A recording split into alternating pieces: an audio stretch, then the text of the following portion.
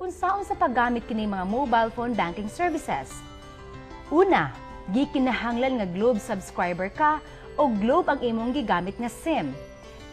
Mahimong gamiton sa parehong postpaid o prepaid subscriber ang mga mobile phone banking services. Ikaduha, kinahanglan nga i-download ang GCash menu sa imong cellphone ug magparehistro para mahimo nga GCash user. Mahimo sab nga kumpletohon ang pagparehistro pinaagi sa pag-text lang. Pareho nga walay bayad ang duha ka pamaagi sa pagparehistro ug makausa lang kini pagahimuon. Pagkahuman sa pagparehistro, aduna kanay kaugalingon nga mobile wallet sa imong cellphone nga protektado sa imong Mobile Personal Identification Number o MPIN.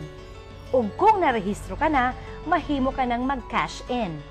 Kung mag-cash in, ilisan ang imong cash og electronic money o electronic nga kwarta nga GCash nga isulod sa imong mobile wallet nga naa sa imong cellphone. Kung aduna ka na GCash sa imong cellphone, mamahim na nimo nga ipadala o ibalhin nga to sa cellphone sa uban o phone-to-phone transfer.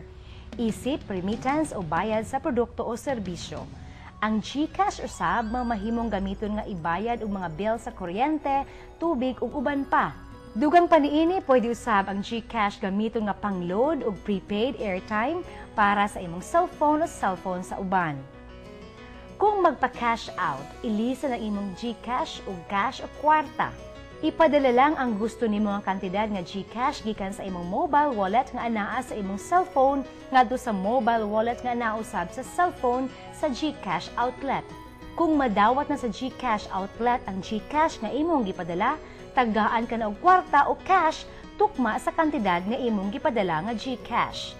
Aduna nay kapin sa 8,000 nga accredited GCash, cash-in, cash-out outlets ug GCash partners nga mga tindahan ug establishment sa tibuok nasod. Dali lang kaayo gamiton ang text a deposit. Aron magamit ang GCash ug ang lain pang mobile phone banking services nga nigamit niini, kinahanglan nga magparehistro sa GCash isip usa ka GCash user. Aron makadawat og deposito nga GCash, kinahanglan nga dunay deposit account ug kung wala, mag-abri og deposit account sa bisan asa sa mga Globe accredited rural banks. Sa maong deposit account, isulod ang tanan nga GCash nga ipadala gamit ang text a deposit service. Kung naa na deposit account, kinahanglan nga kumpletuhon sa deposit account holder ang musunod. Kumpletuha ang mobile phone banking enrollment form. Ginakuha sa maong form ang mga importante nga impormasyon bahin sa kliyente o sa account niini. Basaha ang mga terms and conditions nga nakasulat sa enrollment form ug pirmahan kini.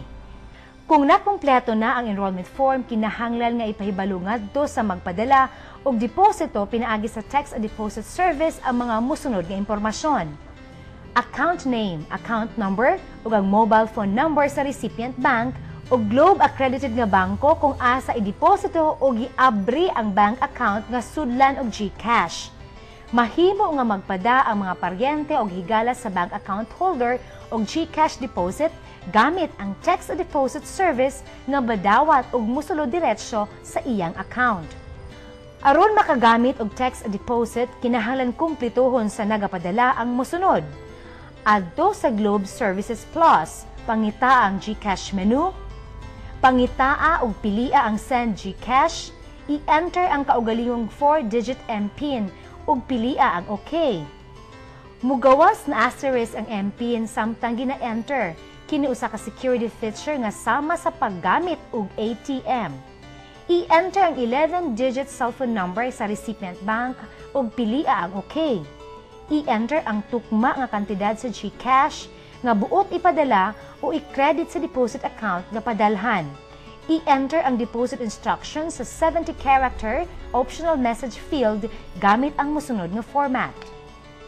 FAO: deposit account name, space, deposit account number.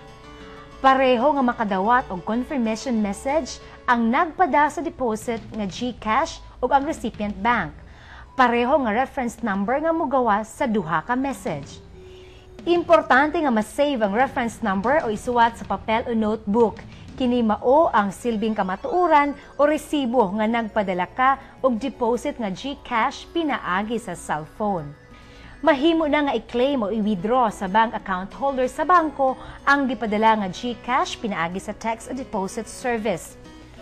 Tungod kay GCash user o rehistradong depositor sa text and deposit service sa Globe Accredited Rural Bank si Margarita, gikinahanglan lang niya magpadala og deposit instructions pinaagi sa text message gamit ang parehong format nga iyang gigamit sa dihang nagpada siya sa iyang inahan.